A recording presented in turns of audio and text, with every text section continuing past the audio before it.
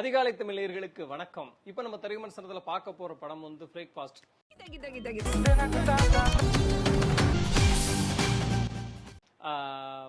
நம்ம இயக்குனர் காந்தி கிருஷ்ணாவுடைய படம். அவர் வந்து செல்லமேன்னு ஒரு படம் எடுத்திருந்தார், ஆனந்த தாண்டவம்னு ஒரு படம் எடுத்திருந்தாரு. அவருடைய படங்கள் வந்து காதலுடைய விசித்திரமான ஒரு கோணத்தை வந்து சொல்லுவாரு. இந்த படத்திலையும் காதல் சார்ந்த ஒரு பாடத்தை எடுக்க ஒரு முயற்சி பண்ணியிருக்காரு. அந்த முயற்சி என்ன அப்படிங்கறத நம்ம டீட்டெயிலான கதையில வந்து பாத்துருவோம்.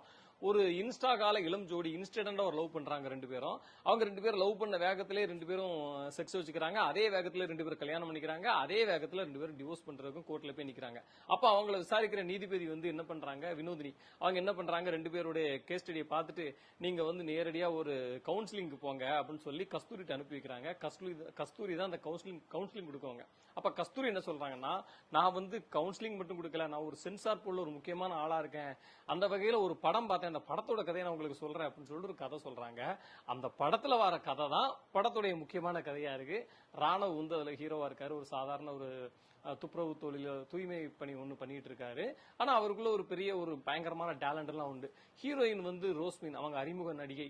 அவங்களும் ஒரு பெரிய கம்பெனில வந்து ஒரு பெரிய போஸ்டிங்ல இருக்காங்க. அதாவது மேனேஜரா இருக்காங்க. அதாவது அந்த கம்பெனியோட ஓனர் அவங்க. அப்ப வந்து அவங்க வந்து இவருக்கு ஒரு வேலை போட்டு கொடுக்குறாங்க. ரெண்டு பேருக்குள்ள அந்த வேலை மூலமாக ஒரு லவ் வருது.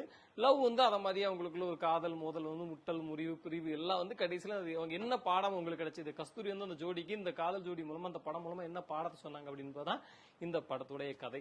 ரொம்ப சிம்பிளா சொல்ல வேண்டியது, இப்படி சுத்தி வளைச்சு சொல்லியிருக்காப்புல இயக்குனர் காந்தி கிருஷ்ணா. நடிகர்கள்ல ராணவ் வந்து இன்னும் எமோஷனல் காட்சிகள்ல நல்ல ஒரு அட்டெம்ப்ட் கொடுத்திருக்கலாம் அப்படிங்கிறது நமக்கு தோணுச்சுது. இந்த படம் வந்து ரொம்ப நாள் ப்ராசஸ்ல இருந்த படம் அப்படின்ற மாதிரி நம்ம கேள்விப்படுறோம். படத்துல பார்க்கும்போது தெரிஞ்சது. ஏன்னா நம்ம மறைந்த மதன் பாபு சார் எல்லாம் படத்துல இருக்காரு. சோ அதனால வந்து இந்த காலத்துக்கு ஏத்த மாதிரி கரெக்டா வரால ஒரு படத்துக்குள்ள கரெக்டா இதாக முடியல அப்படின்ற மாதிரி நமக்கு தோணுச்சுது. கதாநாயகி ரோஸ்மின் ரொம்ப அழகா இருந்தாங்க. ரொம்ப நல்ல நடிப்பையுமே கொடுத்திருந்தாங்க. நிறைய ஆச்சரியம் என்னன்னா, கிளைமேக்ஸ் காட்சியில வந்து அவங்க வந்து ஒரு மாதிரி அரகண்டா நடிக்கக்கூடிய ஒரு சீனு. அது அவ்வளவு நல்ல ஒரு பெர்ஃபார்மன்ஸ் கொடுத்தது உண்மையிலே ஆச்சரியமா இருந்துச்சு. அதன் தவிர்த்து வந்து நம்ம அர்ச்சனா நடிச்சிருக்காங்க, சம்பத்ராஜ் நடிச்சிருக்காரு, பாலா செத்தில் சார் ஒரு சீன்ல வராரு, வினோதினி ஒரு 2 சீன் வர்றாங்க, கஸ்தூரி ஒரு முக்கியமான ரோல் பண்ணிருக்காங்க. அவங்க கேரக்டர் வச்சு ஒரு ட்விஸ்ட் இருக்கு. முதல்ல நான் சொன்ன இன்ஸ்டா கால இளம் ஜோடியா 2 பேர் வராங்க. அவங்களுடைய நடிப்பும் ஓரளவு இன்ட்ரெஸ்டிங்கான ஒரு நடிப்பா தான் இருந்துச்சு. படத்துடைய முக்கியமான ஹீரோவா பன்னீர்செல்வம் ஒளிப்பதிவாளர், அவரை பார்க்க வேண்டியிருக்கு.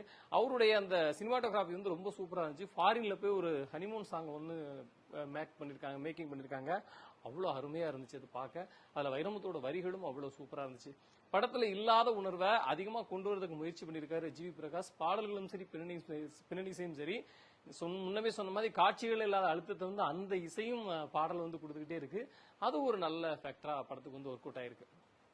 காந்தி கிருஷ்ணாவுடைய இதை பொறுத்த வரைக்கும் என்னன்னா, அதாவது புரிதல் என்பது வந்து ரொம்ப சுலபம், தொடர்ந்து வாழ்றதுதான் ரொம்ப கடினம். சோ அந்த கடினத்தை வந்து கடக்க பழகிட்டோம்னா வாழ்க்கையில பிரச்சனை இல்லை அப்படின்ற ஒரு மெசேஜ் சொல்ல வராரு.